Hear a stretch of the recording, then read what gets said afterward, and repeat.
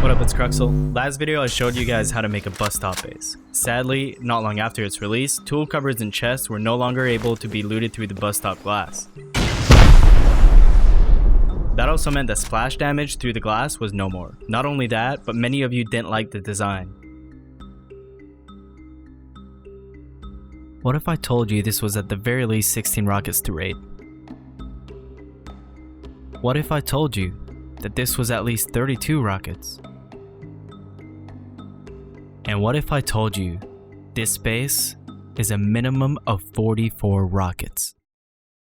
Talking about building something secure, let me talk to you about today's sponsor, PureVPN. PureVPN is a fast and reliable VPN that won't break the bank. It's incredibly easy to use and user-friendly for any situation. PureVPN will let you access geo-restricted content from popular streaming services, or let you play on game servers that aren't normally allowed to play on. It'll keep you safe from DDoS attacks, and you can browse the web completely anonymously. PureVPN can do so many things, and if you have any questions, they have 24/7 customer support to help you out. They'll have your back on any device, whether it's Windows or Mac, Android or iOS. They have extensions for Google Chrome and Firefox, and lastly, if you're a Linux user, PureVPN still has you covered. Check out the link in the description below and get a massive 85% off.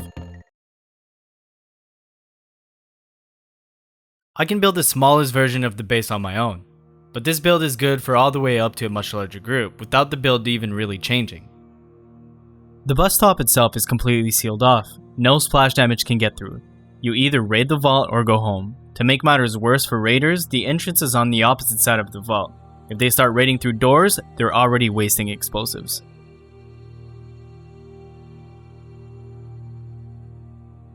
Here is a tour and some statistics for the fully upgraded trio base. Keep in mind that what I do with the chest and furnace placement is personal preference. I'm sure there are different and better ways, but this is what suited me.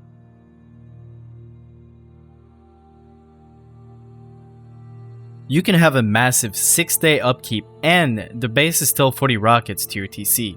Something to note is that 40 rockets is needed solely to get the vault TC no matter what. Any other wall or door is extra, so it's safe to say that 40 rockets is the absolute bare minimum needed.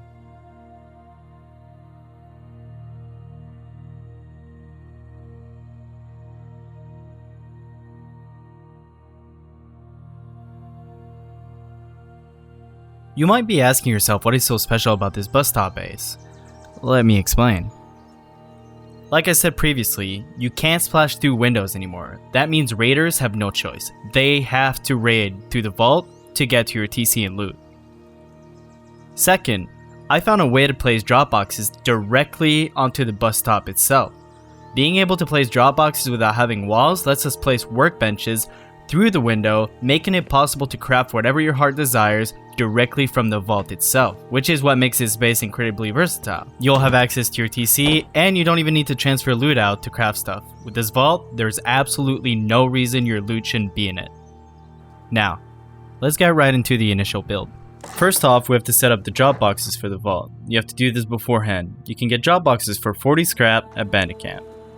The way this works is placing a wall directly behind the glass of the bus stop.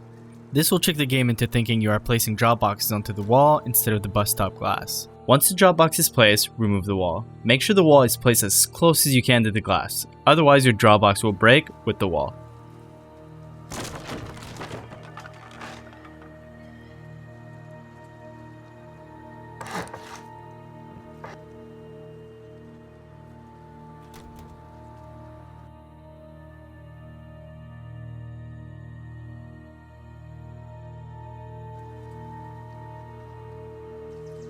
For the foundations, it can be a little tricky, so arm yourself with a bit of patience. You have a little bit of leeway when it comes to placement, but you want to keep those foundations low to the ground, otherwise you won't be able to place them all. Also, make sure you can expand. Last thing you want is placing walls and realizing that you can't place more foundations later on.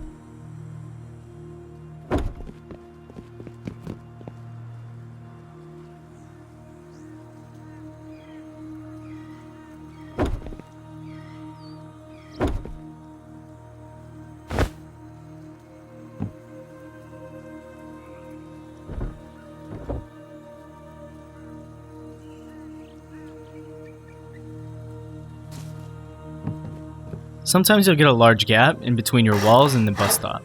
This is the base's only weakness. You want to avoid this by placing your foundations inside of the bus stop as much as you can. If you've done irreversible building and can't get rid of the gap, here's how you can mitigate.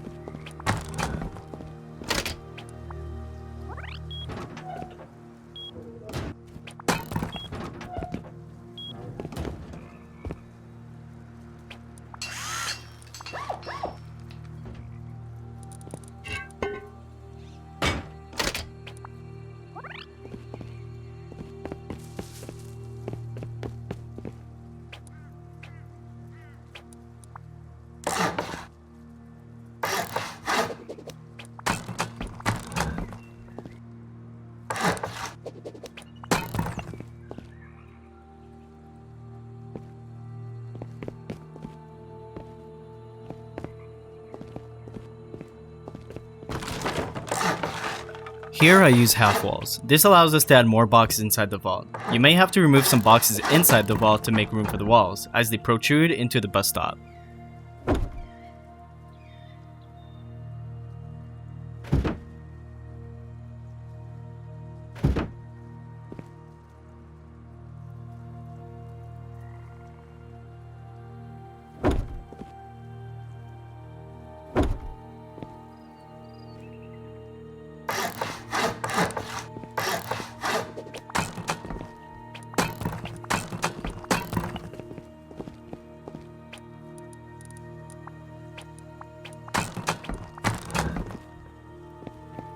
Once you have enough metal and high quality metal, you can maximize the honeycomb. You'll need about 1000 metal and 178 high quality metal. You can upgrade the exterior shell of the base to metal at any time later on. If you don't have enough materials, build the second floor and come back to this step a little later.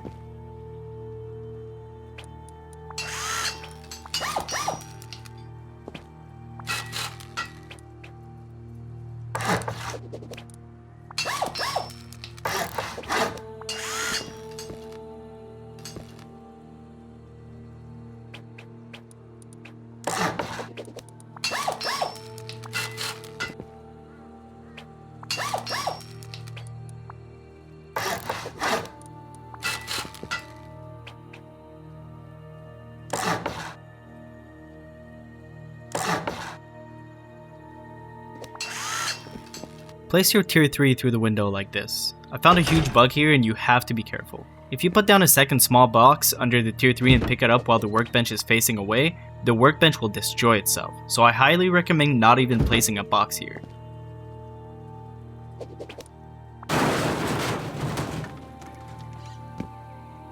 Onto the second floor.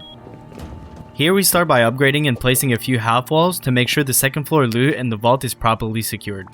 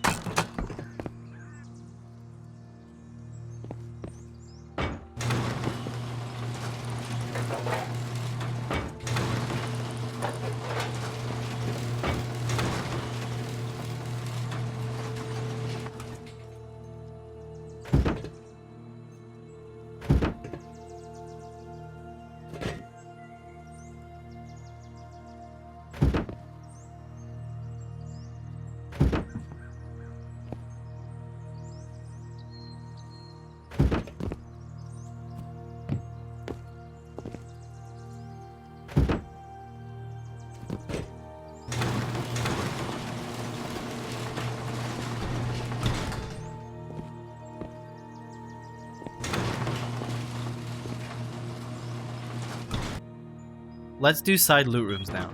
These can be a bit pesky to line up, but it's not too bad. Just note that it's only one wall to these. Remember to move all the important loot to the vault as soon as you can. If moving stuff to the vault is a no-go, then at least keep it in the middle second floor loot room. It's much safer than the side loot rooms.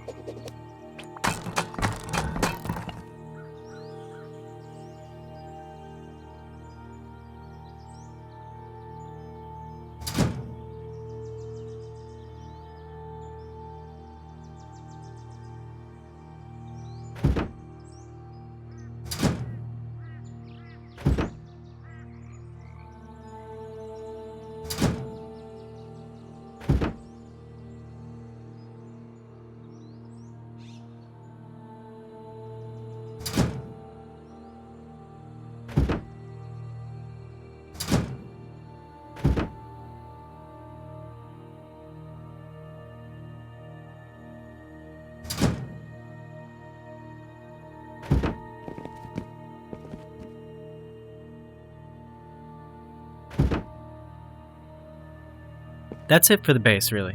Like I said, the main feature here is the vault. The rest is up to you. But wait, what if you're more than a trio? What if you need something bigger? Before we end the video, let me show you something nice.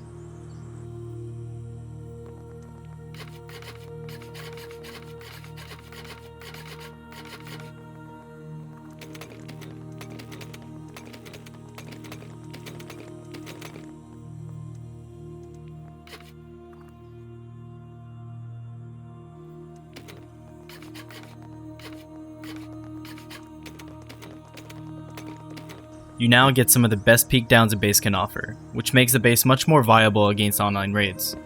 Only thing left is to seal off the top. Let me quickly guide you.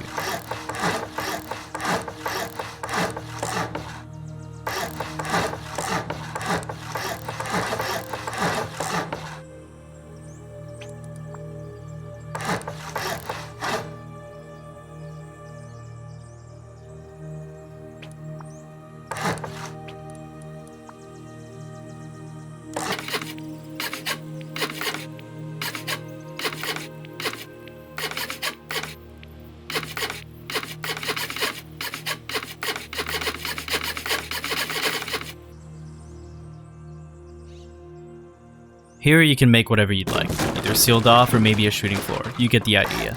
The rest is in your hands. Good luck, Wanderer.